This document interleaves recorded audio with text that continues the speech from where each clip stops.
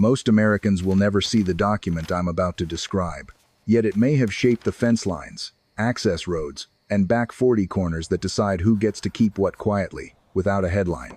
If you own rural land, or your parents do, or you hope to someday buy acreage, don't scroll past this. If this hits close to home, share it and save it. Then do one small thing today. Pull up your deed, copy the legal description, and write down your township, range, and section. That single line of text can tell you whether the ground truth on your property was set by a local deputy surveyor with boots in the mud or by a centralized system that gained the power to redraw lines when the original evidence disappeared. In the National Archives, buried in Record Group 49 under the Bureau of Land Management, sits a circular dated the 1st of June 1909. The cover reads Restoration of Lost or Obliterated Corners. It was issued by the General Land Office in Washington. The opening line should make any rural landowner's stomach tighten.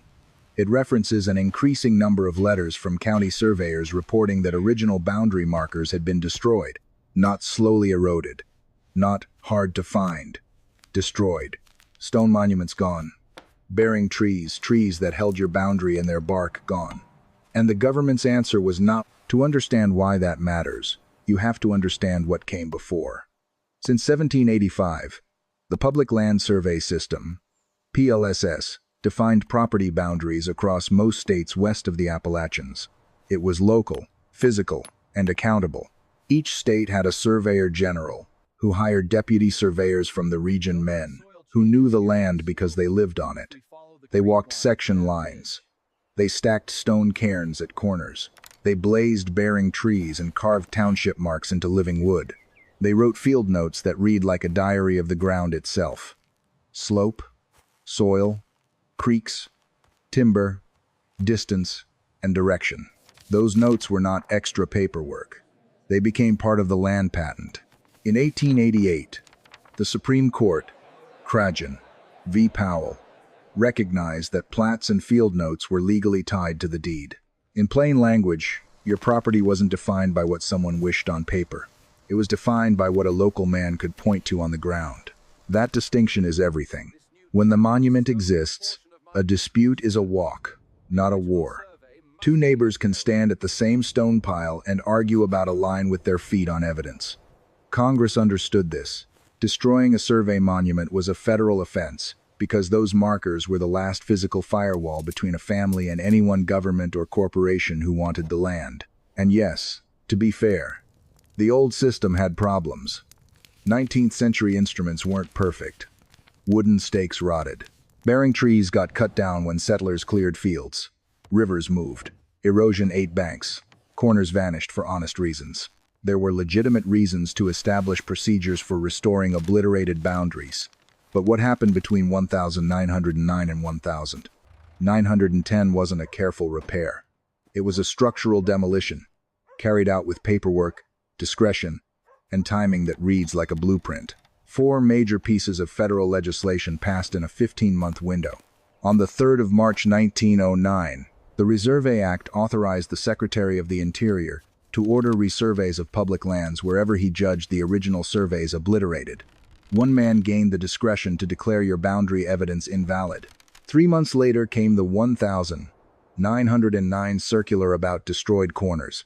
On the 25th of June 1910, the Pickett Act gave the President the authority to withdraw public lands from private settlement with a single executive order. No congressional vote, no public comment, just a signature. A 1910 amendment expanded resurvey powers further, and the 1910 appropriations changes replaced the independent state surveyors general with a centralized field surveying service answering directly to Washington. 4 moves. Each removed a layer of local protection. Each concentrated authority. Each made it easier to change lines without the people on the land having a say. If all you had were those dates, you could call it modernization. But the story doesn't live in dates alone. It lives in what came before them and what was done to records after. From roughly 1875 to 1898, an organized fraud operation ran across the American West under a former school teacher and county surveyor named John A. Benson.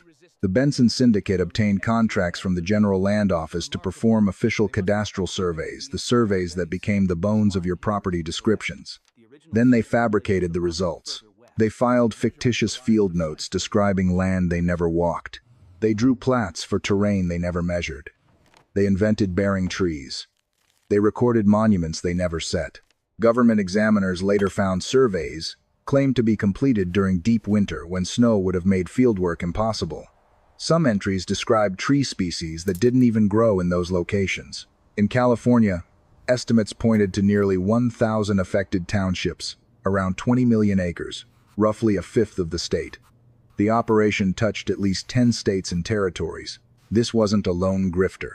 2 successive California surveyors general were implicated in approving and paying for these fraudulent surveys, sometimes at costs hundreds of % above estimates.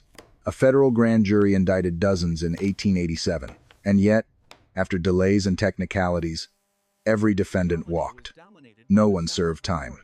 The people who homesteaded under those paper descriptions built lives around corners that might never have existed.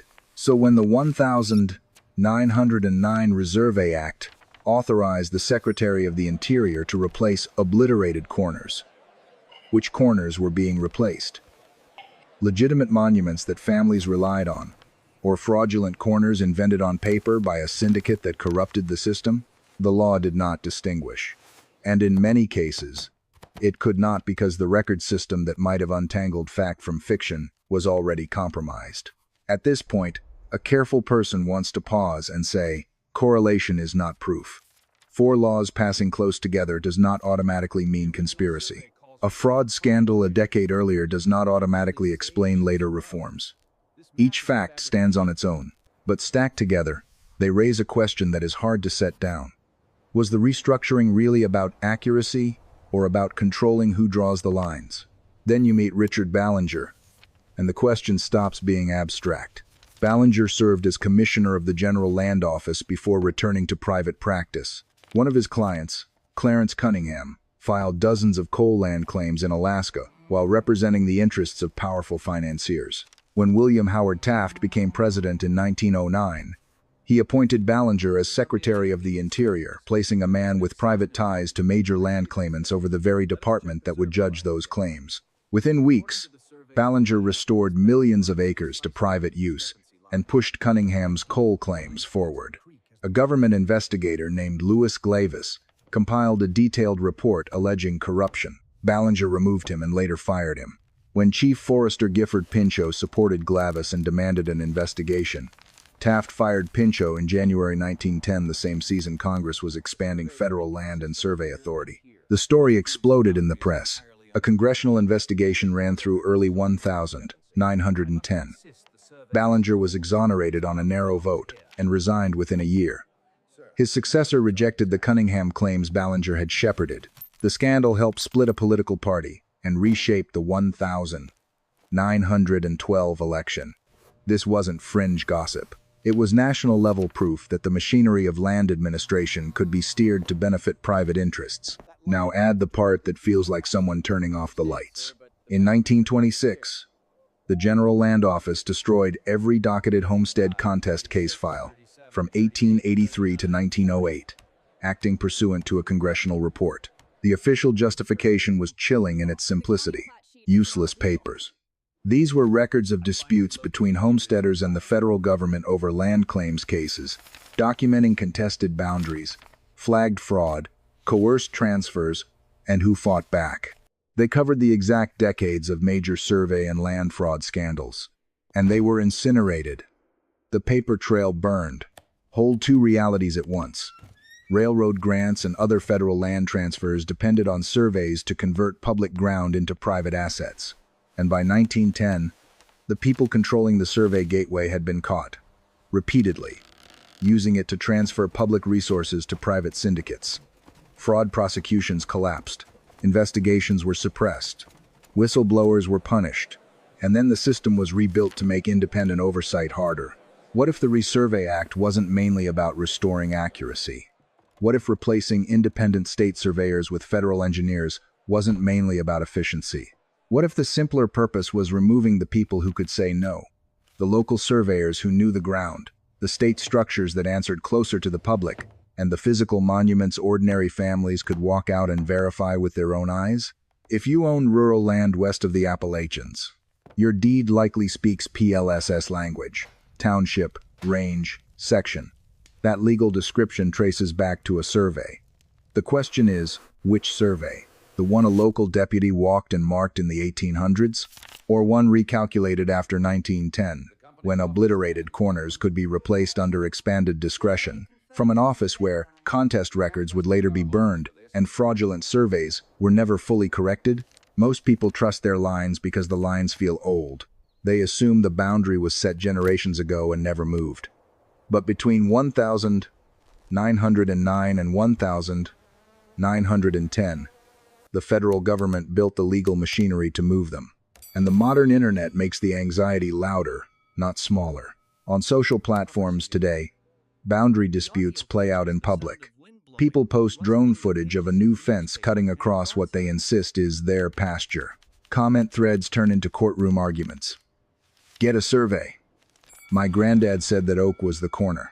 The county map shows it right here. Some of that is exaggeration, but the fear underneath it isn't new.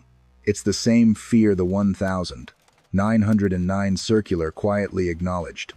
Corners go missing, and when corners go missing, power decides what replaces them. Digital convenience can also become a trap. County GIS viewers are useful, but they often carry disclaimers that the map is not a legal survey. Apps can show parcel lines that look authoritative until a licensed surveyor stands in the field and says, "That line on your screen is a guess." When the old physical evidence is gone, the cleanest-looking digital line often wins the upsodding online, even when it would lose in court. So what can you do with this without spiraling into doom scrolling? Start small and concrete. Find your legal description. Locate your township, range, and section. Ask how to access the original GLO plats and field notes for your area. Compare them at least enough to learn whether your property was touched by a resurvey era. If you have old monuments on your land, photograph them. If your corners are missing, don't treat a GIS line as the truth, treat it as a clue. And if you ever end up in a dispute, remember that the strongest position is evidence you can show on the ground, backed by records you can produce on paper. Because the lines on your deed are not carved into bedrock. They are drawn on paper, and paper answers to whoever holds the pen. Somewhere in the archives, the original notes from your county's first survey still exist. Somewhere in federal and local files, resurveys after 1910 sit alongside them. If you placed them side by side, would the lines match? Has anyone checked? In most cases, the honest answer is no, because most landowners never look. They inherit the line the way they inherit a story. Assuming it has always been there. Assuming it has always been true. But the line was set. The line was disputed. In many places, the line was fabricated, and records of who challenged it were burned. So I'll leave you with the question that refuses to go away. Who picked up the pen in 1910, and whose land did they redraw when no one was looking? If you want to turn that question into action, do this. Look up your property's original survey documents. Compare them to what you rely on today. And talk to your neighbors before a fence becomes a feud. And if you found this unsettling, share it with the people who need it most. There's another modern twist social media doesn't like to talk about: misinformation is profitable. The same feeds that host real landowner advice also host viral hack content, claiming you can cancel an easement or declare land sovereign with a form you download. Those posts spread because they promise power without paperwork. But if you chase fantasies, you lose time, and in land disputes, time is leverage. The serious move is boring. Certified records, archived plats, and a licensed surveyor who can testify. And if you're thinking, I'm just one person, how do I even start? Here's the good news. The internet can help when you use it like a library instead of a courtroom. People are scanning township plats, sharing links to digitized GLO notes, and using overlays on modern satellite imagery to spot red flags before money changes hands. The crowd can't replace a survey, but it can help you ask sharper questions. Because once a corner is lost, the next step is never neutral. Someone decides what counts as evidence. Someone decides whether to restore a corner or effectively reset it. Someone decides which documents matter. and which ones get labeled obsolete. That's why the 1909 circular matters even now. It's an admission that physical anchors of ownership can vanish, and that the response has often been to move forward with new lines rather than to stop and ask who made the old ones disappear. If you've ever watched a boundary argument explode online and thought, how can this still happen? The answer is simple. It never stopped happening. It only changed costumes. Stone piles became coordinates. Blazed trees became databases. Local memory became a screenshot. And the people who benefit most from confusion are usually the ones who can pay to define it. Don't let your boundary be decided by whoever posts loudest. Decide it with evidence. Pull your records, document your corners, and keep the ground truth close.